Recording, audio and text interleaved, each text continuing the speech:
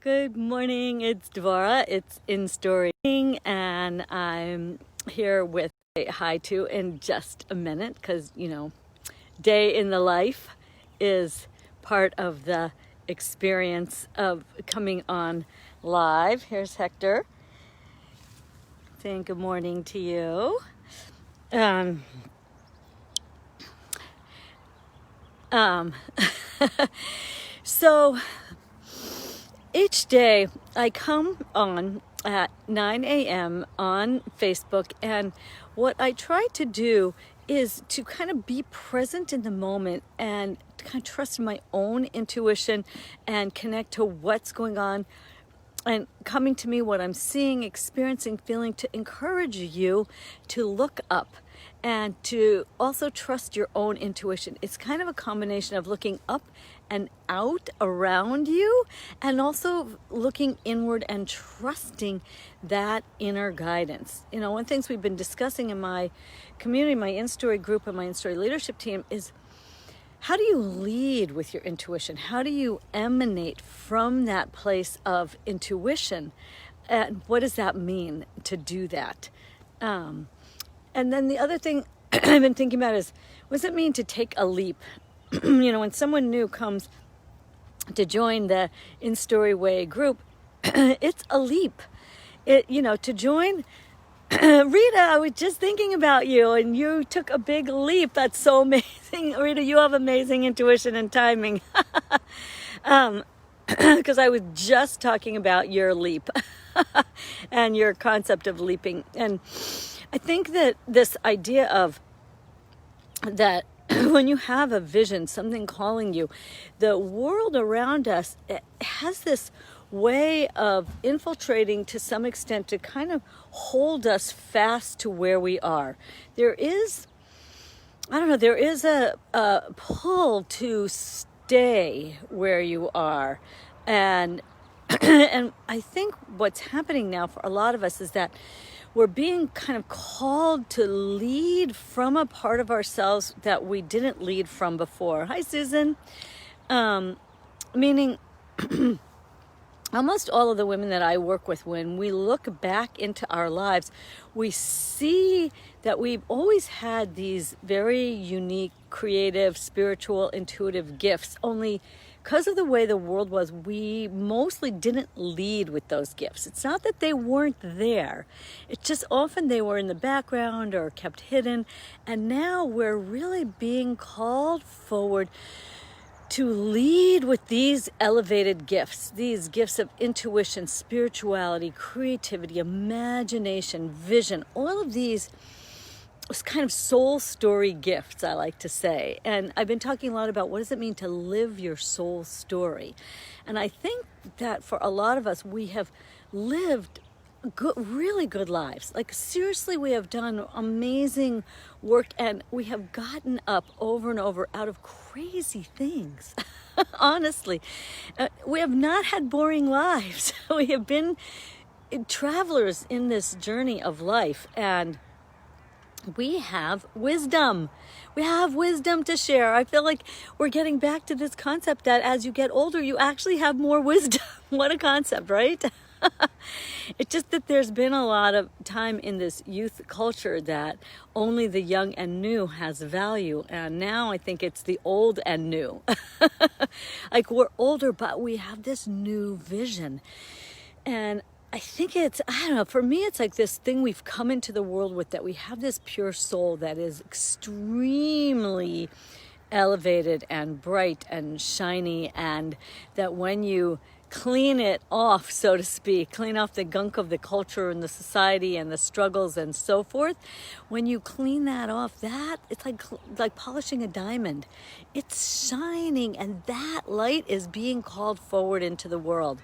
Because when we lead with our light, when we lead from that place, it's amazing. It's amazing, and we make such a difference for each other. I often say, you can't do your thing on yourself. Meaning, you can turn around and see how someone else is stuck and lift them up, but you can't do it on yourself. So that's kind of what we do for each other. We see Yesterday I talked about seeing. We see for each other. You know, I often say we're a little invisible to ourselves, and we can help each other see what we can't see about ourselves. Good morning, Ada, Janice, Carolyn, Kay. So nice to see you all here. And hi, Terry. Hi, Janice. Just this feeling that we have to reconnect to the fact that what you have to say matters, that what you have to offer the world can now be received. Because here's the other issue that happened to so many of us is that when we were young, the only people we had access to were the people who just happened to be in our physical vicinity. And now, of course, now we have only access through the internet mostly. But even before the whole coronavirus thing, we have this incredible access through the internet. My whole InStory group is international, you know. Rita just came in from Latvia, and Marie Stella came in from Brazil, and I'm talking to someone from Australia. We've had people from New Zealand and somebody in England. It allows us in Canada and, of course, the US, and so we can find each other. And this is a very big deal, because one of the things I often say is if something moves you, it will move your tribe. And we are starting to find our tribe. So now those inspirational things that are really on your heart and on your soul, that's your deep truth and wisdom, now when you share them with a tribe that's aligned with you, you make a huge difference. We turn around and we help the next person to get back up. And when you feel this calling and you begin to shape that soul story, that calling, into something that can be received by other people, it makes a huge difference.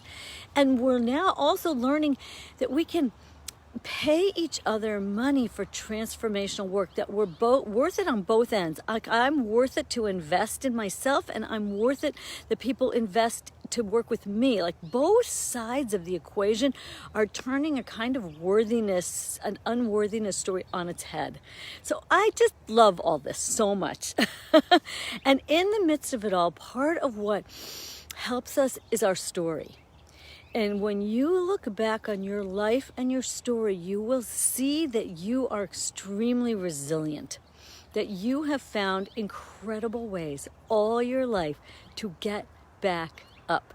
And now you can turn around and, so to speak, give a hand to somebody else to get back up out of something that they haven't figured out yet, that you figured out. So value that. It's easy for us not to value the ups and downs of our past, and, you know, to feel like, well, you know, I don't want to just like tell my sob story or just go on and on all about me or something like that. But it's not like that. If you bring your wisdom forward, your story will be extremely powerful. And what you will find is when you tell an authentic, true, deep, vulnerable story with the insights and wisdom you gain, people will look at you with all their heart and say, thank you so much for sharing your story. And often it's just that person now doesn't feel so alone. I'm not alone. Someone else has gotten up through this. Maybe I can too.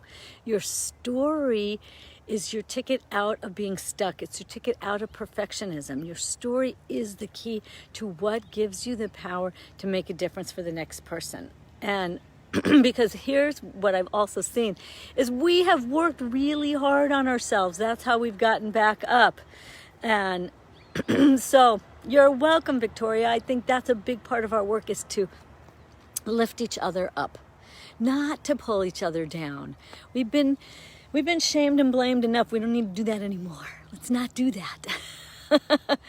Let's lift each other up and trust that what you have to say matters, that you have something that is unique to you. Your story is what is unique about you. And when you integrate all of who you are and you start to share your story and the wisdom you have gained, it makes a difference.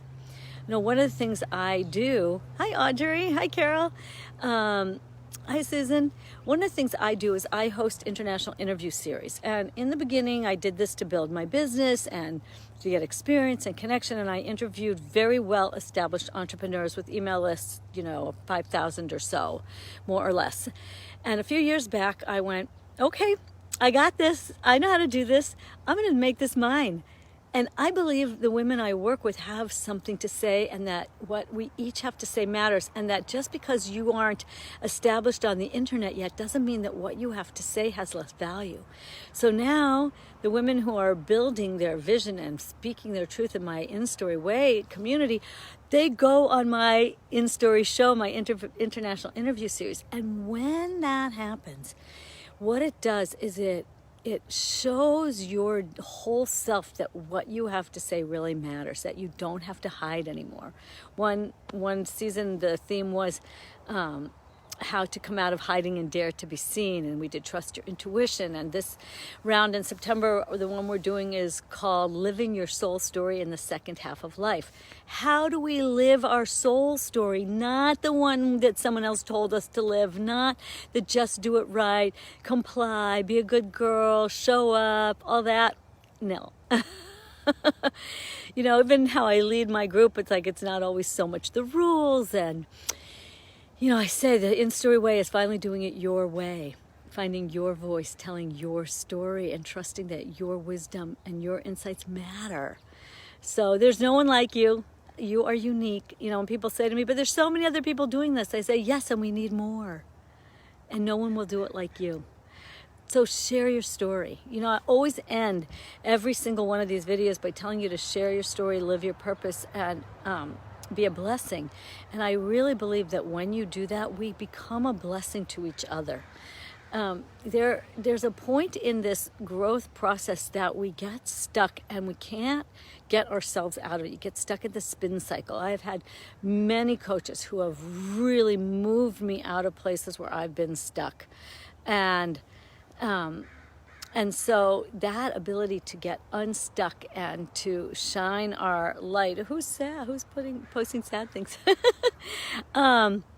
So shine your light. Let yourself shine your light. And if you're feeling like you're sad, you're not shining your light, then reach out for support. We're in this together. We are totally in this together. And so see if you can take a moment and value yourself, your story, your light, that what you have to say matters, that you have something to offer, and don't sit there all alone, okay? Reach out and support each other, and believe that what you have to say matters, that your story has value, that you're worth it, and you can make a difference. So that's my inspiration for you today, that we are all kind of leaping, and that it's like kind of the process of getting unstuck is not listening to the old stories and old voices, holding hands with others who are cheering you on. So imagine I'm holding your hand, your heart, your spirit, nourishing you and inspiring you to take a bit of a leap to share your story. And that's what happens when I put women on my international interview series who've never done that before. So, Susan, you can totally learn how to tell your story and who to tell it to. Reach out to me. I will totally help you do that. You can completely learn to do that. The first thing, though, is to connect to what is the message of your story, and then you can connect that message to what someone else needs to hear. And it's very meaningful to do that. So take heart, everybody. Trust yourself, trust your intuition, trust your story. And always, as I say, remember to go out in the world, share your story, live your purpose, and be a blessing. Bye, folks.